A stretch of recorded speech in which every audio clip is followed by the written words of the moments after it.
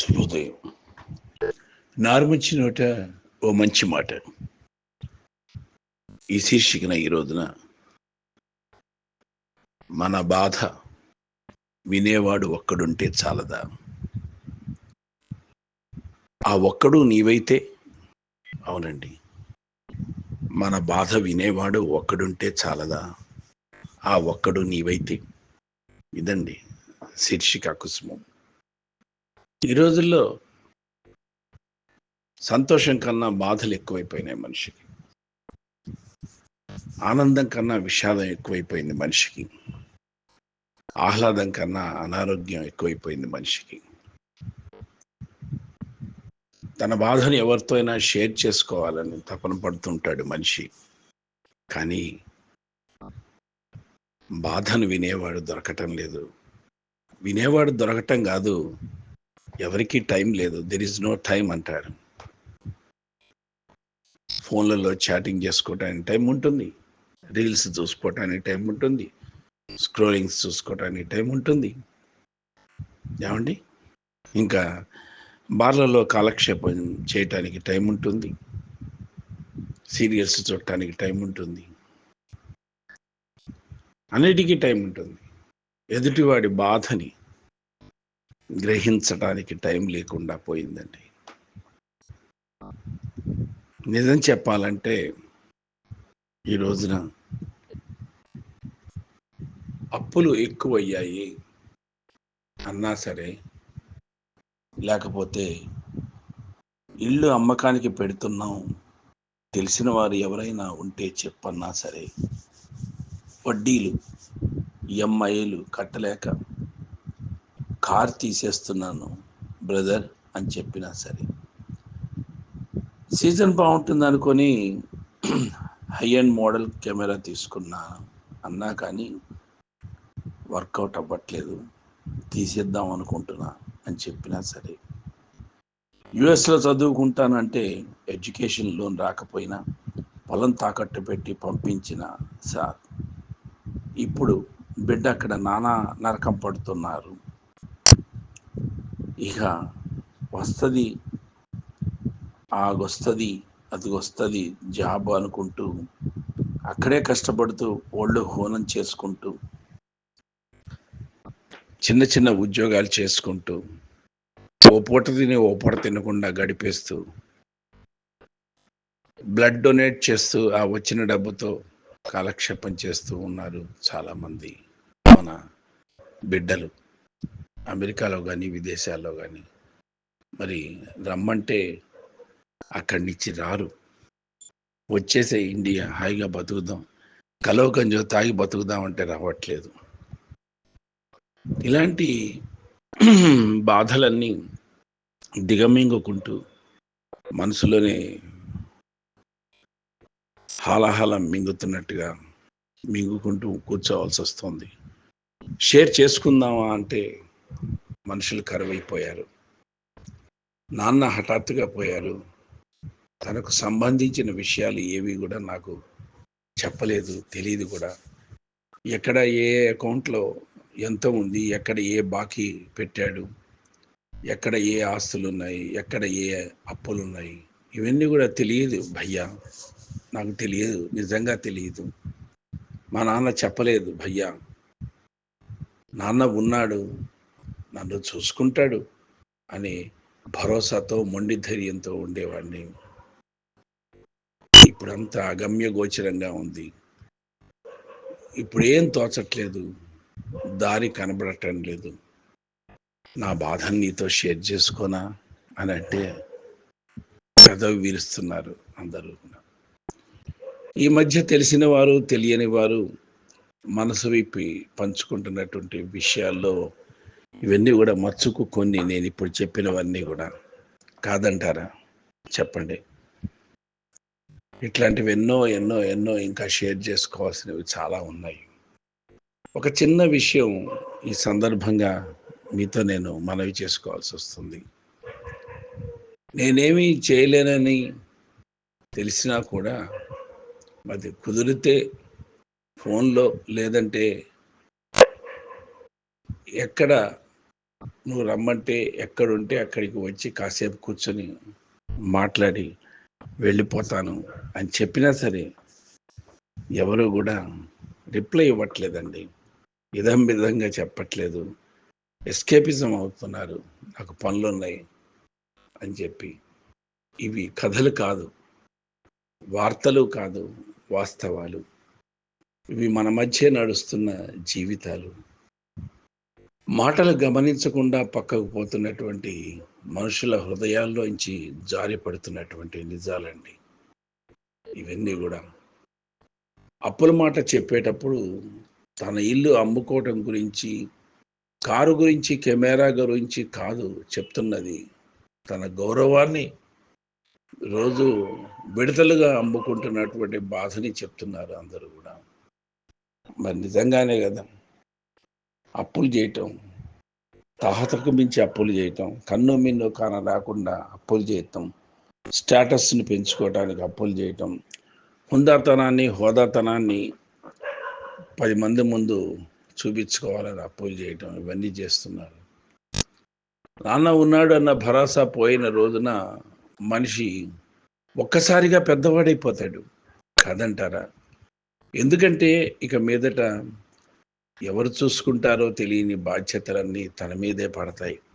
నాన్న చేసిన అప్పులు కానీ, నాన్న తీర్చలేనటువంటి ఇంకేదైనా విషయాలు కానీ, ఏవైనా సరే అవన్నీ పెళ్ళిళ్ళు కానీ, చెల్లెళ్ళ పెళ్ళిళ్ళు అలాంటివన్నీ కూడా అక్కడే మొదలవుతుంది అసలు నరకం. డబ్బు లేకపోవటం కాదు, దారి కనిపించకుండా పోవటమే అసలు శిక్ష. అలాంటి మాటలు చెప్పేటప్పుడు వాళ్ళకి పరిష్కారం కావాలి అనిపించదు. ఏదైనా చేయమని కారు అడిగేది వినేవాడు, ఏదైనా చేయమని కాదు అడిగేది వినేవాడు ఒక్కడైనా ఉన్నాడా?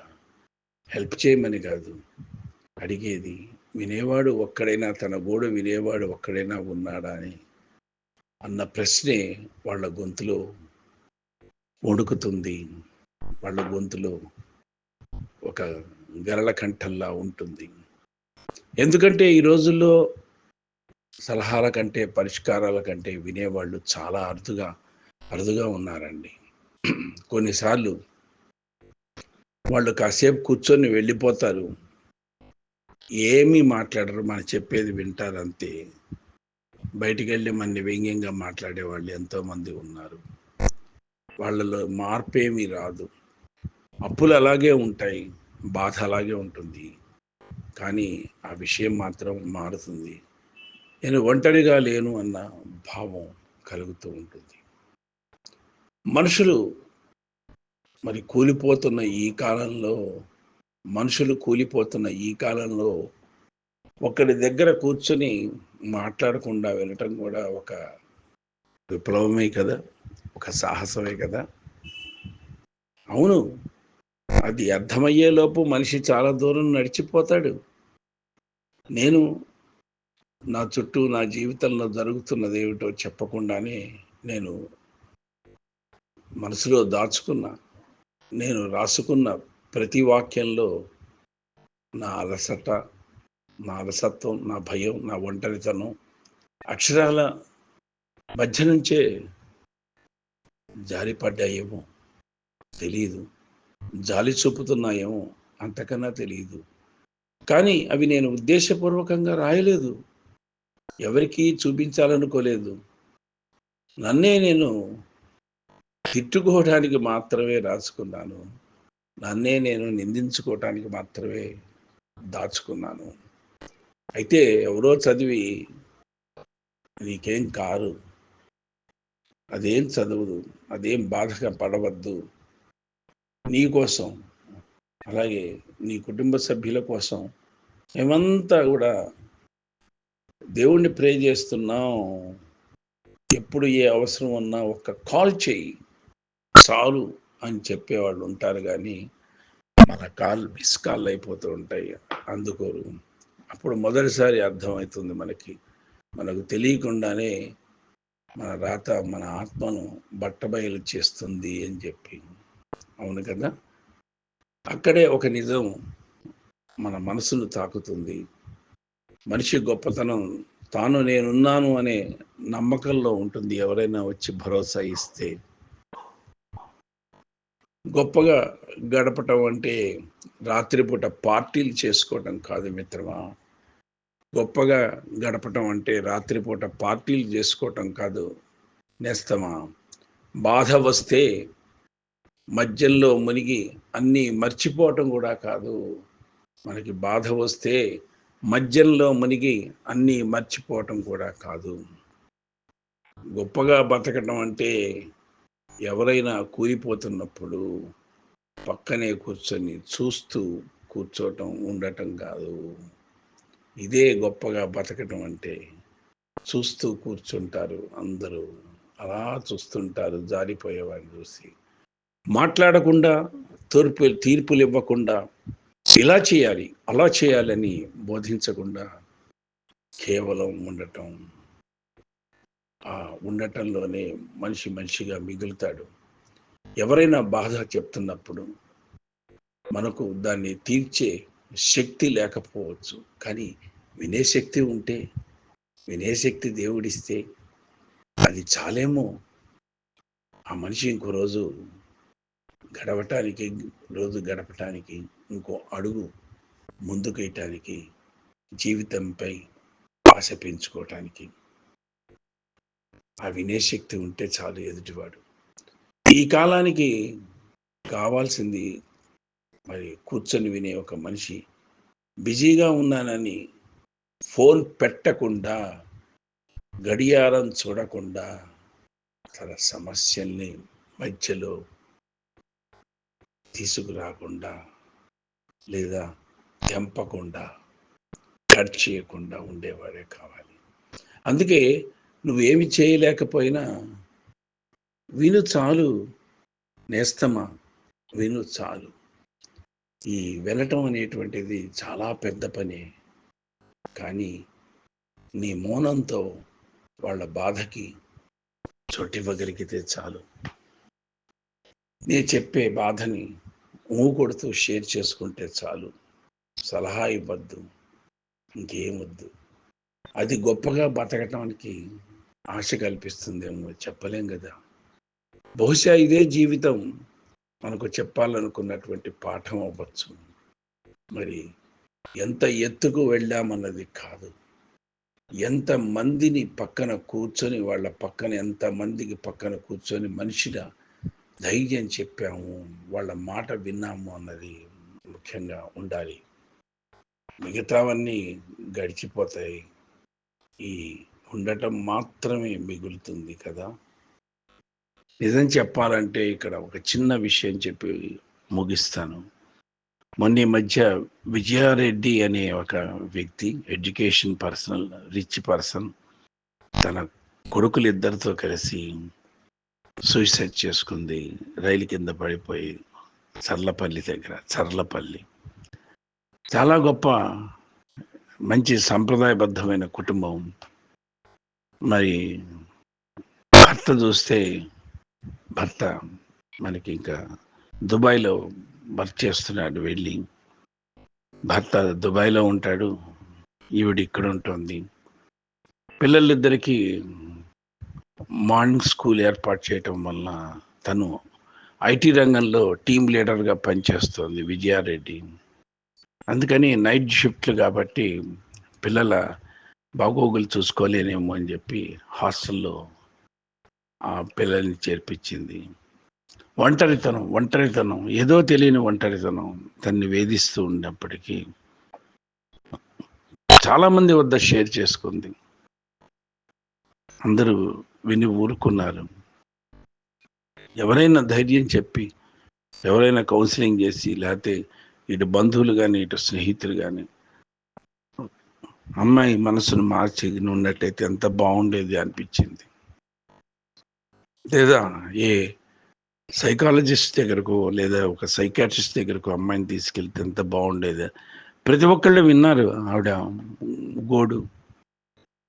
ప్రతి ఒక్కళ్ళ ఇంట్లో ఇది మామూలే విజయ, తట్టుకోవాలి, ఇది ప్రతి ఒక్కళ్ళ ఇంట్లో ఇది మామూలే ఒంటరితనం అనేది. ఈ రోజుల్లో మరీ ఎక్కువ. అని చెప్పి మాటలతో ఊరికనే సముదాయించారు కొంతమంది. నాకు అదే అనిపిస్తూ ఉంటుంది.